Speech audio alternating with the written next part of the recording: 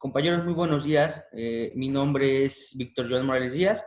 El día de hoy vamos a estar hablando un poquito sobre la Declaración Universal de los Derechos Humanos, un instrumento internacional muy importante y podría decirse que un parteaguas en esta lucha por seguir prevaleciendo los derechos humanos que tenemos todas las personas. ¿Por qué? Por el simple hecho de ser humanos. Les doy la más cordial bienvenida a todos ustedes, compañeras y compañeros, agradeciéndoles este tiempo que me van a dar para, más que nada, una charla con ustedes, más que nada para yo darles unas ideas, comentarios, que ustedes puedan también convivir, o sea, que esto se haga más dinámico, que pregunten, que hagan comentarios mediante el chat. Esto es muy importante, compañeros. ¿Para qué? Para que esto se haga un poquito más dinámico. Como ya lo había comentado mi compañero Fer, algunas reglas de convivencia, lo que es evitar entrar y salir de la sesión, apagar los micrófonos. Esto es muy importante, compañeros. ¿Para qué? Para que podamos tener una escucha asertiva y no tengamos problemas en que se escuche el micrófono de la compañera, que está callando a su perrito, ese tipo de situaciones. Por eso es muy importante el poder tener en silencio el micrófono. Evitar los distractores, ya sea de radio o televisión, o en su caso el teléfono. Y como bien lo han estado manejando, la sesión de preguntas y respuestas se van a hacer al finalizar la plática. Aquí es muy importante establecer las expectativas que tenemos, compañeros. El para qué estoy aquí, si realmente estoy para querer aprender algo, para poder llevarme algo, qué espero del curso, si realmente cumplimos con las expectativas de la presentación que el día de hoy se les dará, qué estoy dispuesto a aportar, porque esto es muy importante.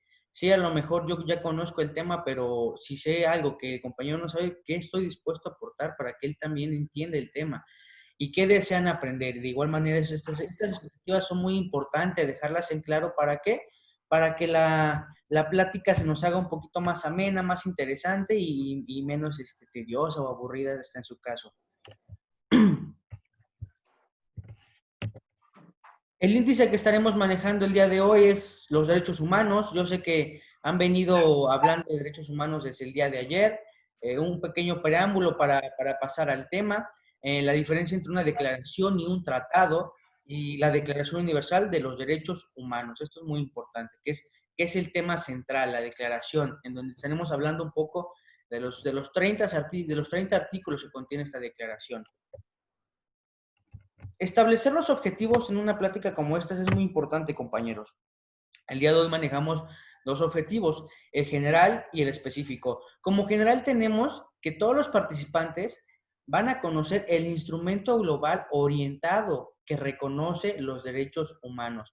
Como bien se los había comentado, compañeros, esto es un referente muy importante para estos derechos humanos que hasta el día de hoy hemos estado adquiriendo. El objetivo específico es que se conocerá la diferencia entre una declaración y un tratado.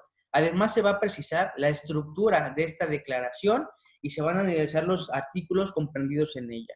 Que vamos, con el paso de la presentación nos vamos a dar cuenta que son los derechos, que todos estos derechos están enmarcados en nuestra Constitución Política de los Estados Unidos Mexicanos. Muy bien, compañeros. Vamos a hablar ahorita un poquito de qué son los derechos humanos. Yo sé que ustedes ya llevan tres pláticas de derechos humanos, sí, si no estoy mal, son tres, sobre los derechos humanos. Y es muy importante podérselo recalcar nuevamente, en donde aquí entendemos que estos derechos humanos son inherentes de todos los seres humanos, como sin distinción alguna de raza, de sexo, de nacionalidad, de origen étnico, de lengua, religión o de cualquier otra condición. Por mencionar algunos derechos que aquí nos marca, puede ser el derecho a la vida, a la libertad, a no estar sometido ni a esclavitud ni a torturas, a la libertad de opinión y de expresión, a la educación, al trabajo, entre otros muchos otros derechos que vamos a ir mencionando conforme vaya pasando la presentación. Pero es muy importante el establecer un concepto de derechos humanos, que son los derechos inherentes a todos los seres humanos. El instrumento del que hoy vamos a hablar es la Declaración Universal de los Derechos Humanos. Este es muy importante, ya que es un documento que sirve de plan de acción global para la libertad y la igualdad, protegiendo los derechos de todas y todas las personas en todos los lugares. ¿Qué quiere decir? Que a lo mejor ustedes ya vieron, que quiero suponer que ya vieron algunas características o limitantes de los derechos humanos durante las otras pláticas. Y vamos a ir viendo, vamos a ir identificando que esas características y esas limitaciones se van a ir viendo conforme vayamos pasando la presentación. Aquí podemos ver la característica de universalidad, en donde dice que es que se busca el derecho de todas las personas en todos los lugares. ¿Qué quiere decir? Que sin importar el lugar en donde tú estés, se va a proteger estos derechos humanos. Entonces, fue la primera vez que los países acordaron las libertades y derechos que merecen la protección universal para que todas las personas vivan una vida libre, igual y con dignidad, compañeros. Aquí estas tres frasecitas, estas tres palabritas, lo que es la libertad, la igualdad y la dignidad, son muy importantes establecerlas cuando hablamos de derechos humanos. ¿Por qué, compañeros? Porque sí, realmente somos libres, pero una de las limitaciones de los derechos humanos es que mis derechos humanos terminan cuando comienzan los derechos de al lado. ¿Qué quiere decir? Que yo no puedo hacer disfrute de un derecho humano menoscabando los derechos de mi compañero de al lado. Es ahí en donde vemos la libertad, la igualdad, compañeros, la igualdad entre todos, entre mujeres, hombres, niñas, niños, todos somos iguales en cualquier circunstancia que nos encontremos, somos iguales ante la ley. Y la dignidad, una palabra muy importante que en lo personal ese es la base de los derechos humanos. ¿Qué es la dignidad? ¿Qué podemos entender nosotros por dignidad, compañeros? Es muy importante que nosotros nos pongamos a pensar un poquito, ¿qué entiendo por dignidad? ¿Realmente lo que entiendo por dignidad es lo que realmente significa? En lo personal, compañeros, yo la dignidad la entiendo como ese respeto, ese valor, ese amor que me tengo a mí mismo y que más allá de eso, el valor, el respeto que tengo para con los demás compañeros, el poder respetar las ideas del compañero, el poder respetar las opiniones de mi compañero de al lado, eso es la dignidad, compañeros. El que nosotros los valoremos y los respetemos a pesar de que no profesen la misma ideología que yo.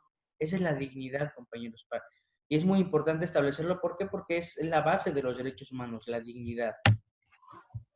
Bien, antes de pasar a la declaración, es importante poder establecer la diferencia de lo que es un tratado y una declaración. Aquí podemos encontrar que el tratado, esto es un instrumento vinculante.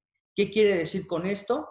Que, que hasta cierto punto toman obligaciones. El que un Estado firme un tratado internacional se está obligando con otro país, por así decirlo, a llevar a cabo algunas obligaciones. En otra parte, la declaración aquí nos dice que es un documento orientativo. Y más abajo podemos encontrar que las partes no desean establecer obligaciones, sino dan a conocer determinadas aspiraciones. Esta es la diferencia entre un tratado y una declaración. Es por ello que México ha sido parte de muchísimos tratados internacionales en donde, y de igual manera, tratados internacionales en materia de derechos humanos tenemos infinidad y bastantes, en donde se busca el velar por estos derechos humanos tanto en territorio nacional como en otros territorios del mundo. Esta Declaración Universal de los Derechos Humanos fue adoptada por la ONU el 10 de diciembre de 1948. ¿Por qué? A raíz de los actos de barbaries ultrajantes para la conciencia de la humanidad que se fueron cometidos durante la Segunda Guerra Mundial. Muchas personas dicen que los derechos humanos nacen después de la Segunda Guerra Mundial, pero realmente los derechos humanos vienen desde muchísimo tiempo atrás, creo que siglos atrás vienen los derechos humanos. Pero este referente de la Segunda Guerra Mundial fue muy importante. ¿Por qué? Porque fue cuando ya se estableció un instrumento internacional en donde los estados tenían que tomarlo en cuenta y poder llevarlo a cabo. ¿Para qué?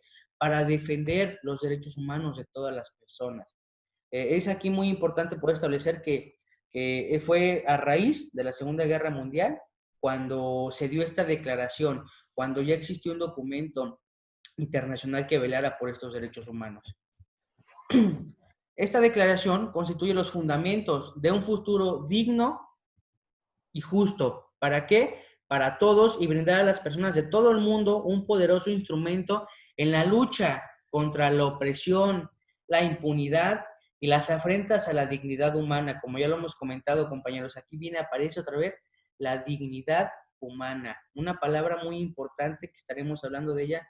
Cuando hablemos de derechos humanos, tenemos que saber que vamos a hablar de dignidad. Muy bien, compañeros. Esta declaración, este instrumento internacional, contiene 30 derechos y libertades que pertenecen a todas las personas y que nadie nos los puede arrebatar. Nadie puede llegar a decirnos, tú no tienes tus derechos humanos, tú no tienes estos derechos que enmarca esta declaración. Estos derechos incluyen, siendo la base del derecho internacional de los derechos humanos, actualmente es el documento más traducido del mundo. ¿Qué quiere decir? Que como aquí abajo lo decimos, es la referencia para medir lo que está bien y lo que está mal. Entonces, al tener esta declaración de los derechos humanos, podemos observar que ya ha sido traducida en muchos idiomas.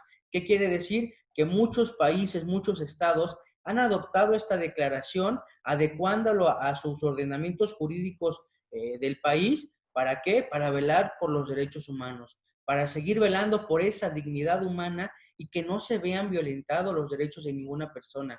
El poder respetar esta dignidad es muy importante, compañeros. Es por ello que esta declaración es el parteaguas, como se los dije, para velar por todos los derechos humanos con los que ahora en día contamos. Hablar de derechos humanos, compañeros, es importante establecer que se tiene que hablar de libertad, de justicia y de paz. ¿Por qué? Porque la libertad que nosotros tenemos es muy importante, porque yo puedo hacer, como ya se los comentaba, volvemos a recaer a una limitante de los derechos humanos. El no menoscabar los derechos del compañero de al lado, ejerciendo yo mis propios derechos. La justicia y la paz es también son palabras muy importantes. También es importante considerar que el desconocimiento y el menosprecio de los derechos humanos ha originado actos de barbarie ultrajantes para la conciencia de la humanidad y que se ha proclamado como la aspiración más elevada del hombre. Y esto busca que se disfruten de la libertad de palabra y de la libertad de creencias. Aquí podemos darnos cuenta, compañeros, que hablamos de los derechos humanos, de que yo puedo, más adelante lo vamos a ir viendo, ejercer la religión que yo quiera, las creencias que yo quiera. Se debe de considerar también importante que los derechos humanos sean protegidos por un régimen de derecho. ¿Qué quiere decir con esto? Regresamos a las limitantes de los derechos humanos. ¿Qué dice? Que nos debemos de regir ante el sistema jurisdiccional que nos establezca, a fin de que el hombre no se va compelido al supremo recurso de la rebelión contra la tiranía y la opresión.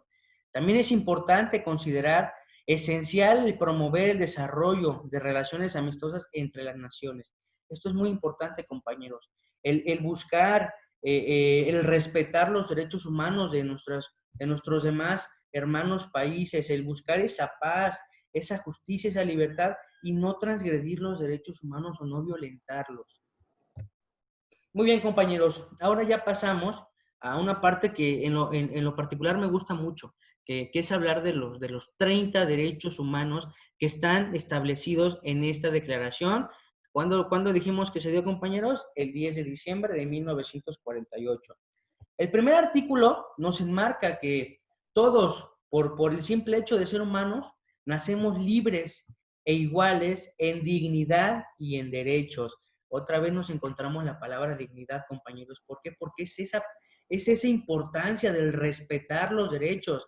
Y como podemos ver aquí, nos da paso al artículo 2, en donde dice que tenemos los derechos y libertades proclamados en esta declaración sin distinción alguna de raza, de color, de sexo, de idioma, de religión, de opinión pública o de cualquier otra índole. ¿Qué quiere decir? Que no importa si eres gordito, si eres flaquito, si eres chaparrito, si eres alto, si eres de alguna región del país, no importa de dónde seas, ni quién seas, ni cómo seas, todos tenemos los derechos humanos establecidos en esa declaración y en los ordenamientos jurisdiccionales de nuestro país, en este caso, de la Constitución. Además, en este mismo artículo nos dice que no se hará ninguna distinción fundada en la condición política, ni jurídica, ni internacional del país o del territorio de cual fuera su jurisdicción. ¿Qué quiere decir? Que todos tenemos derechos. Tanto se trate de un país independiente como de un territorio bajo administración fiduciaria, no autónomo o sometido a cualquier otra limitación de soberanía. ¿Qué nos dice el artículo 2? Como ya lo hemos venido comentando, que todos tenemos los derechos, todos tenemos nuestros derechos humanos, no importando la raza, el color, como ya se lo habíamos comentado. En el artículo 3, compañeros, nos encontramos que se vienen recalcando estos derechos humanos, el derecho a la vida, el derecho a la libertad y a la seguridad de su persona. Cuando hablamos del derecho a la vida, se podría decir que es el primer derecho humano que nosotros tenemos como seres humanos. ¿Por qué? Porque todos tenemos derecho a esta vida, a una libertad, sin pasar, aquí hay algo muy importante que yo siempre lo he mencionado. Es muy importante identificar la delgada línea que existe entre la libertad y el libertinaje. ¿Por qué? Porque yo soy libre, pero sin menoscabar los derechos del compañero de al lado, como se lo venimos mencionando. El respetar los derechos de mi compañero de al lado, el identificar que mis derechos terminan cuando empiezan los derechos de mi compañero de al lado, esto es muy importante. Y de la seguridad de su persona. ¿Qué quiere decir? Que el Estado debe de garantizar esta seguridad de todos los individuos, de todas las personas. En el artículo 4, compañeros, encontramos que nadie será sometido a esclavitud ni a servidumbre. La esclavitud y la trata de esclavos están prohibidos en todas sus formas. En el Estado mexicano, compañeros, en México, en su artículo 1, encontramos que dice que todas las personas que ingresen al territorio mexicano, que ingresando a lo mejor en situación o en condición de esclavitud, automáticamente se le erradicará ese término de esclavo y obtendrá los derechos que tenemos los mexicanos. ¿Qué quiere decir? Que en el Estado mexicano está prohibida la esclavitud según el artículo 1 constitucional. En ninguna situación ni circunstancia está permitida esta esclavitud.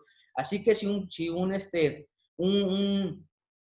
humano de otro país viene en situación de esclavitud, al momento de pisar territorio nacional, ya sea por aire o por tierra o por mar, se le harán valer los derechos del Estado mexicano. Esto es muy importante que lo tengamos en cuenta, compañeros.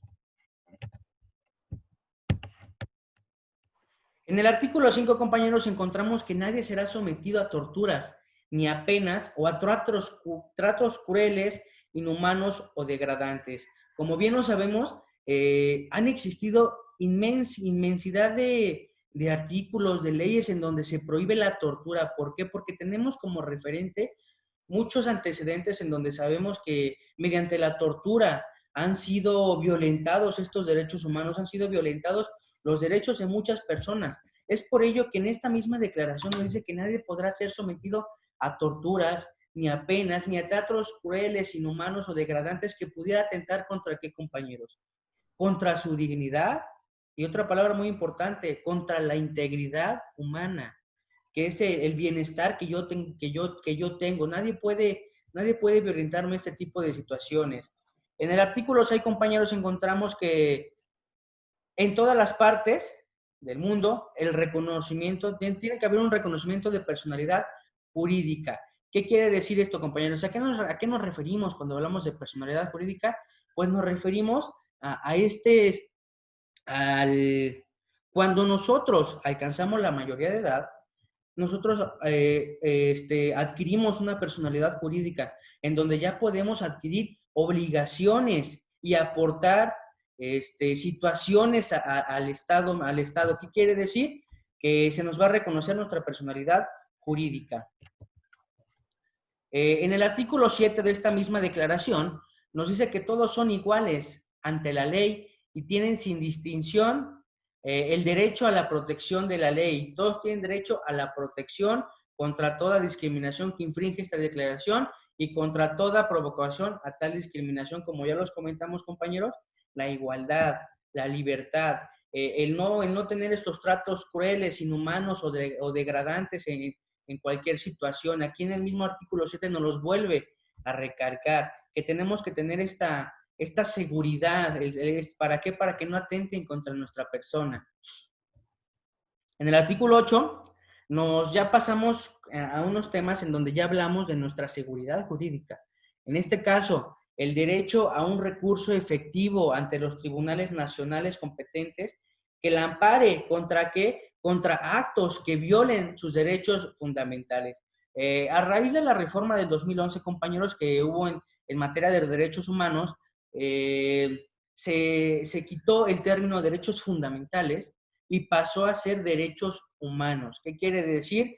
Que nosotros tenemos un recurso muy importante. Se llama, aquí lo mencionan como recurso, pero en el sistema jurídico mexicano se hace llamar el juicio de amparo. ¿Qué quiere decir el juicio de amparo, compañeros? Es aquel juicio que nosotros tenemos cuando después de un procedimiento, ya que se llevó un juicio durante este desarrollo, ya cuando el juez emite una sentencia, se encuentran irregularidades, se encuentran violaciones a los derechos fundamentales humanos, contamos con este recurso, con este juicio de amparo. ¿Para qué? Para que esta sentencia puede ser hasta, en su caso, modificada o en su caso erradicada. ¿Para qué? Para un nuevo estudio y que se busque el velar y que no se violen los derechos humanos de ninguna persona durante este procedimiento que se llevó. En el artículo 9 encontramos que nadie podrá ser arbitrariamente detenido, ni preso, ni desterrado. Esto es muy importante. Alguna vez en una plática que tuve con Seguridad Pública, nos decían, es que ustedes, derechos humanos, defienden a los delincuentes, ustedes como derechos humanos velan por los derechos de los demás. Le dije, compañero, mire, compañero, aquí es muy importante el que nosotros también sepamos nuestra responsabilidad, sepamos nuestras obligaciones. ¿Por qué? Porque si yo llevo a cabo como seguridad pública, ya sea municipal, estatal, Guardia Nacional, quien sea, si llevo a cabo mis protocolos de detención, si yo llevo a cabo todo este tipo de situaciones conforme a mí me están obligando, yo no tengo por qué tener problemas con derechos humanos. ¿Por qué? Porque yo estoy llevando a cabo mi trabajo bien. Sin embargo, si llegas y detienes a una persona sin decirle, ¿sabes qué? Te estoy deteniendo por esto, porque todos tenemos ese derecho a ser informados del motivo de nuestra detención, de por qué me están deteniendo. En primera instancia es eso, el que Seguridad Pública nos diga nuestros derechos, nuestra cartilla de los detenidos, a qué tengo derecho, y más que eso, que nos hagan valer nuestros derechos. El ejemplo, el derecho a que tenemos una llamada. Es todo este tipo de situaciones. Si como Seguridad Pública, yo le comentaba al compañero, si hacemos caso omiso a esto, ¿qué estamos haciendo? Pues estamos violentando los derechos de las demás personas. Pues por ello la importancia de asumir estas obligaciones y de saber cómo tengo que actuar, qué es lo que tengo que hacer. ¿Para qué? Para que yo mismo como servidor público, como funcionario de hacer cumplir la ley, no violente estos derechos humanos. Es por ello que en el artículo 9 de esta declaración nos marca que nadie podrá ser arbitrariamente detenido, preso ni desterrado. En el artículo 10, compañeros, nos marca algo muy importante, en donde dice que toda persona tiene derecho, en condiciones de plena igualdad, a ser oída públicamente y con justicia por un tribunal independiente e imparcial. ¿Qué quiere decir con esto? Como bien lo sabemos, compañeros, nosotros como ciudadanos mexicanos tenemos el derecho a ser oídos y vencidos en juicio. ¿Qué quiere decir? Que yo tengo ese derecho de poder ante un tribunal el poder buscar defenderme. Por eso es que todos tenemos derecho a ser oídos y vencidos en juicio. En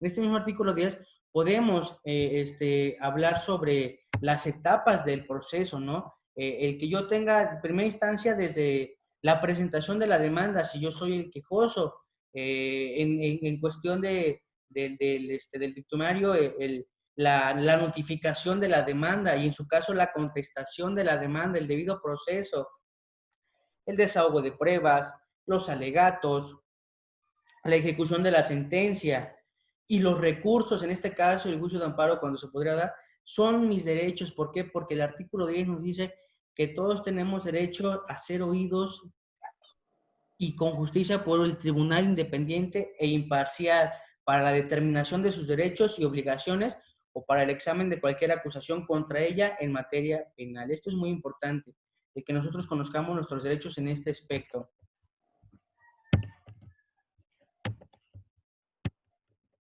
En el artículo 11, compañeros, nos encontramos que toda persona acusada de algún delito tiene derecho a que se presuma su inocencia mientras no se compruebe su culpabilidad.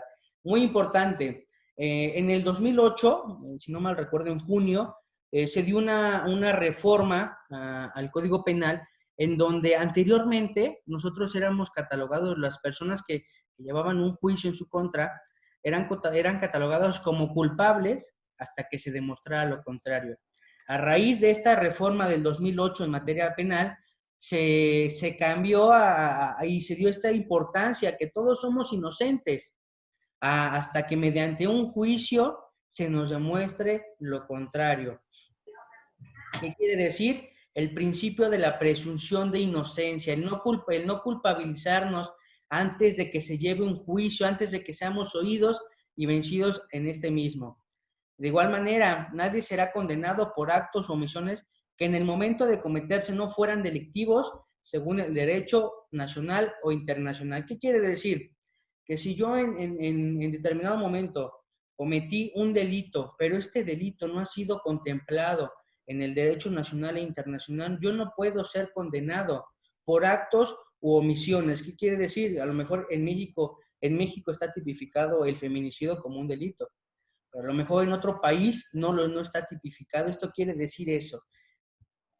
Ojo, aquí hay algo muy importante. Tampoco se impondrá pena más grave que la aplicable en el momento de la comisión del delito. Esto es muy importante, compañeros. ¿Por qué? Cuando yo cometo un delito, pongamos el ejemplo, el feminicidio, pero dentro de este mismo feminicidio yo ya llevo mi condena, pero si en este delito que yo cometí tuve agravantes, entonces ahí sí se aplica, se impondrá una pena más grave. ¿Por qué? Porque cuando yo cometí este delito, yo cometí agravantes. Entonces, en estos casos, sí es aplicable una pena más grave, ya sea una multa, a lo mejor más años de prisión, este tipo de situación. Aquí es importante recalcarlo. En el artículo 12 nos dice, nadie será objeto de injerencia arbitrarias en su vida privada, en su familia, su domicilio o su correspondencia, ni de ataques a su honra o a su reputación. ¿Qué quiere decir con esto? Aquí podemos hablar del artículo 16, compañeros, en donde nos dice que nadie puede ser molestado en su persona, familia, domicilio, papeles o posesiones, sino en virtud de mandamiento escrito por la autoridad competente que se funde y que motive la causa legal del procedimiento. ¿Qué quiere decir? Que no podemos ser molestados por simples injerencias, por simples suposiciones, que muchas veces esta situación se ha dado, compañeros, que por suposiciones o porque yo pienso que se ven violentados o se ven amedrentados estos derechos humanos. Y la misma Constitución nos marca que no debe de ser así en su artículo 16. El artículo 13 nos dice que toda persona tiene derecho a circular libremente y a elegir su residencia en el territorio de un estado. ¿Qué quiere decir? Que yo como puedo vivir en el Estado de México, que también me puedo ir a vivir a cualquier entidad federativa del país, ya sea, no sé, me voy a Monterrey, o sea, a cualquier, yo yo soy libre de poder vivir en donde yo quiera. Es por ello que aquí podemos ver el derecho a libre tránsito, el que también nosotros podamos salir a cualquier país, inclusive del propio, y regresar a nuestro país. Esto es muy importante, el que nosotros podamos andar dentro del territorio mexicano y de igual manera salir del territorio mexicano. El libre tránsito, el circular libremente y poder elegir mi residencia dentro de esta entidad federativa.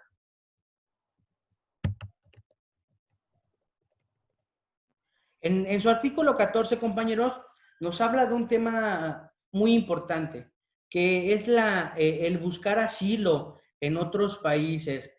Aquí es importante recalcar que se puede buscar este asilo siempre y cuando el Estado mexicano haya firmado algún tratado internacional con aquel país en donde se establezca esto mismo, el asilo. Y de esta manera, este derecho no podrá ser invocado contra una acción judicial. Aquí hay una palabra muy importante. ¿A qué nos referimos con esto? A que por decir yo, Víctor, cometí algún delito, entonces yo me voy a otro país en donde estoy pidiendo mi asilo, pero yo estoy yendo de este país porque cometí un delito y ya hay un juicio previo, ya existe un referente jurisdiccional. A mí no me pueden aceptar en el otro país porque yo estoy huyendo porque cometí un delito. Esa es la manera en que a mí no se me aceptaría en otro país. ¿Por qué? Porque yo estoy cometiendo un delito y por eso estoy huyendo. Sin embargo, si me estoy yendo de mi país, como lo vimos recientemente con los hermanos vecinos de Venezuela, que salieron, ¿por qué? Por una crisis económica. ¿Qué quiere decir? Cuando existe una crisis económica, cuando existe un desastre natural, es ahí cuando nosotros podemos pedir asilo a otro país. El que nosotros nos den asilo, ¿por qué? Porque estoy teniendo un peligro eminente, una crisis económica, algún desastre natural. Entonces, es aquí en donde el asilo sí se puede aplicar, no cuando yo cometí un delito y me quiero ir a otro. ¿Para qué? Para que no sea juzgado. Toda persona tiene derecho a una nacionalidad. ¿A qué nos referimos con esto, compañeros? Ya estamos hablando de algunos derechos civiles, como lo es el tener los atributos de la personalidad, el que yo, el que yo tenga mi nacionalidad mexicana. Esto es un derecho. De igual manera, a nadie se le privará arbitrariamente de su nacionalidad ni del derecho a cambiar de nacionalidad. ¿Qué quiere decir? Que todos contamos con este derecho de pertenecer a una nación, en este caso a la nación mexicana, hablando del Estado mexicano. Este artículo 16, compañeros, se me hace un artículo muy importante, en donde nos dice que los hombres y las mujeres a partir de la edad nubil, cuando hablamos de la edad nubil nos referimos a la edad a la edad que ya son aptos para el matrimonio, tienen derecho sin restricción alguna por motivos de raza, nacionalidad o religión a casarse y fundar una familia y disfrutarán en iguales derechos en cuanto al matrimonio, durante el matrimonio y en caso de la disolución del matrimonio. Aquí es muy importante mencionarles algo, compañeros. En una plática me comentaban que cuál era la edad nubil para poder contraer matrimonio. Actualmente, en el Estado mexicano, en México, se tiene un referente de una reforma al Código Civil Federal en su artículo 148. Esta reforma se dio el año pasado, en marzo, junio, más o menos, no recuerdo muy bien la fecha, pero fue en el 2019, en donde se marca que la edad mínima para poder contraer este vínculo son los 18 años. También otro referente tenemos la Convención sobre los Derechos de las Niñas, los Niños y los Adolescentes, un instrumento internacional muy importante en materia de derechos humanos, en donde nos marca que la edad mínima son los 18 años. Aquí podemos encontrar que antes se manejaba una edad en donde se decía, bueno, se tenía el conocimiento que a partir de los 14 años las niñas podían contraer matrimonio y a partir de los 16 años los niños podían contraer matrimonio. En el 2019, a raíz de esta reforma del Código Federal, se quitó este antecedente y ahora ya es a partir de los 18 años. El punto número 2 nos es algo muy importante. Solo mediante libre y pleno consentimiento, de los futuros esposos podrá contraerse este vínculo. ¿Qué quiere decir? Tenemos el referente que hace tiempo se tenía la idea de que yo me dabas unos animales, me dabas un objeto, y yo te daba a mi hija o a mi hijo. ¿Y qué pasaba ahí? No había consentimiento de ambas partes y se tomaba antes el matrimonio como un comercio, como si fuera unos objetos, y no debe de ser así. Esta declaración nos dice que será libre y con pleno consentimiento de ambas partes.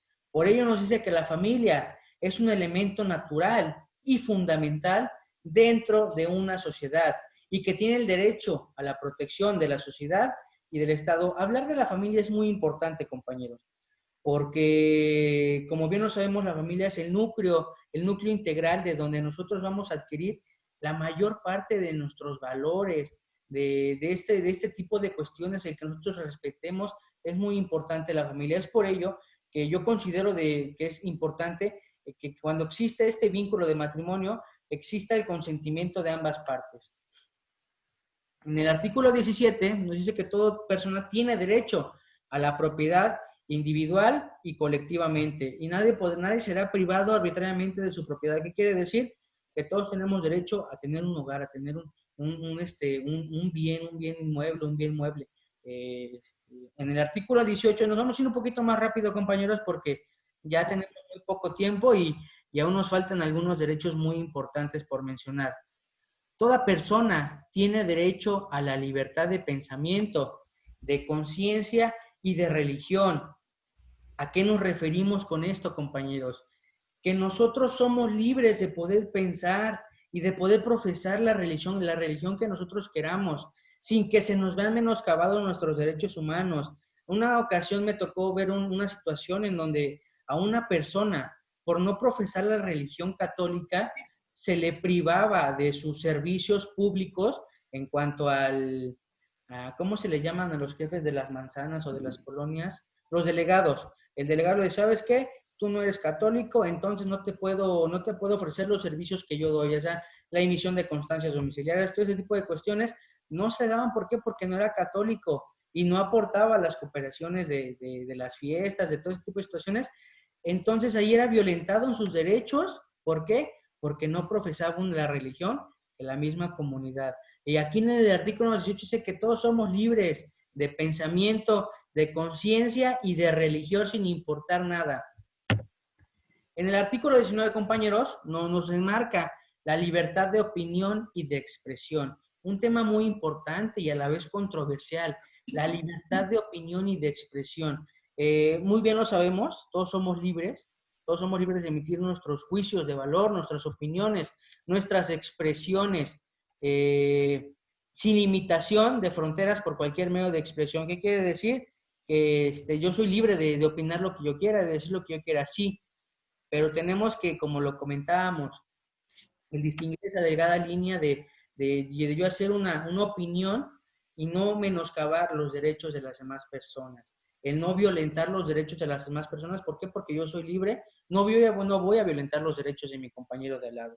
Esto es muy importante, tenerlo en cuenta, la delgada línea entre libertad y libertinaje, y de ofender y de respetar los derechos humanos, porque este es el objetivo de esta plática, y que nosotros respetemos los derechos humanos en todos los aspectos.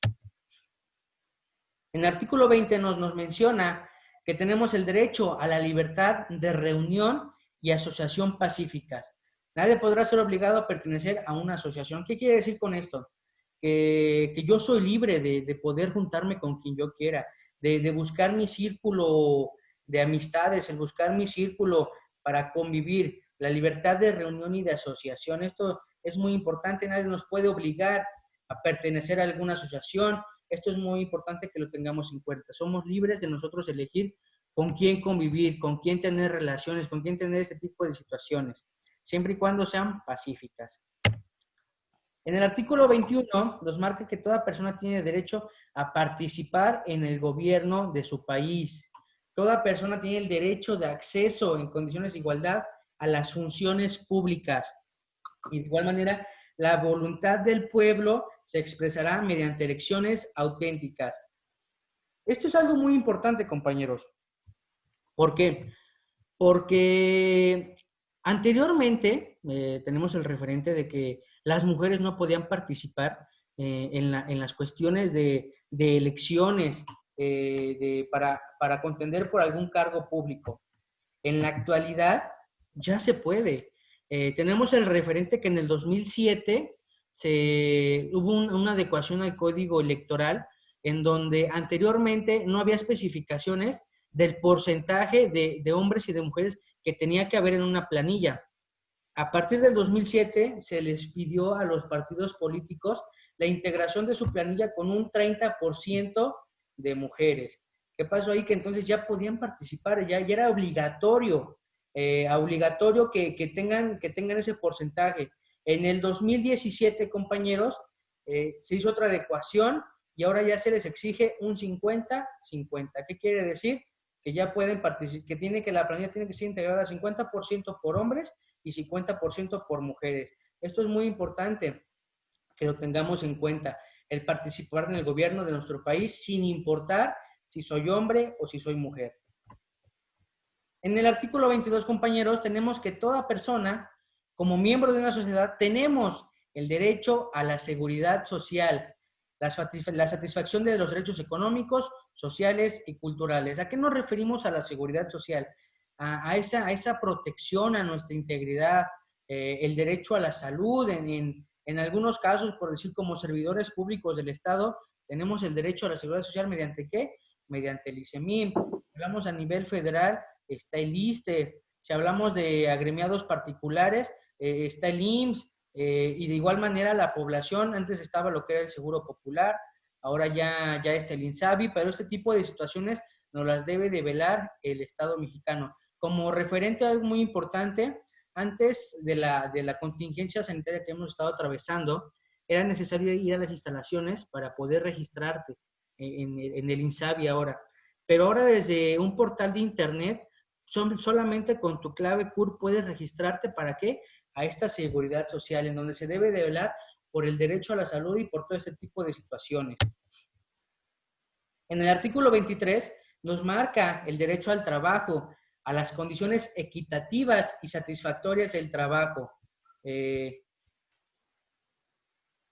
de igual manera nos dice que toda persona tiene derecho sin discriminación a un igualitario salario por trabajo igual. Tenemos un referente muy importante, compañeros, que se dio, o es un referente internacional que se dio en Nueva York, cuando estaba la lucha en pro de los derechos de las mujeres, en donde a las mujeres de una maquiladora textil se les habían vulnerado los derechos. Entonces, ¿qué pasó? Fue un 9 de marzo, un 8 de marzo por ahí, cuando estas mujeres salieron a protestar por estos derechos. ¿Por qué? Porque trabajaban más y les pagaban menos. Es por ello que eso fue un referente importante en cuanto a los derechos de las mujeres. Es por ello que ahora en la actualidad se considera el 8 de marzo como el Día Internacional de la Mujer. ¿Por qué? Porque fue uno de los referentes muy importantes en donde buscaban condiciones igualitarias de trabajo, con un salario justo y equitativo e igual a los demás. ¿Qué quiere decir? Que se buscaba esta erradicación de que por ser hombre te pago más y por ser mujer te pago menos. Ahora todos somos iguales y en esta declaración lo llegan a sustentar nuevamente. Igual salario por trabajo igual. La remuneración equitativa y satisfactoria, y en caso de ser necesario por cualquier otros medios de protección social, y el fundar sindicatos y a sindicarse para la defensa de qué? De nuestros propios intereses. Esto es importante, el derecho del trabajo. El artículo 24 nos marca que toda persona tiene derecho al descanso, al disfrute del tiempo libre, a la limitación razonable de la duración del trabajo y a vacaciones periódicas pagadas. Había una situación que ayer cuando estaba acompañando a un compañero en una capacitación, el sector salud decía, es que nos están diciendo que por el confinamiento las personas que pertenecemos al grupo vulnerable no nos van a dar vacaciones. que porque estamos en el confinamiento y etc, etc. Cuando yo le comentaba a mi compañero que pues realmente no pueden ser menoscabados estos derechos, en este caso al periodo vacacional. ¿Por qué? Porque al final de cuentas no se ha parado de laborar. A raíz de este confinamiento se llevó a cabo el famoso home office o el trabajo de casa. ¿Qué quiere decir? Que no se dejó de elaborar y por ende tenemos derecho a este periodo vacacional. ¿Por qué? Porque ya se ha venido trabajando. Igual manera, en distintos órganos gubernamentales, en este caso, por decir, el Poder Judicial emitió un comunicado en donde las vacaciones de verano ya no se van a realizar. Sin embargo, los trabajadores pueden decidir de aquí a los meses que termina el año qué días pueden faltar. ¿Esto para qué? Para que se brinde este acceso a la justicia. En el artículo 25 nos habla que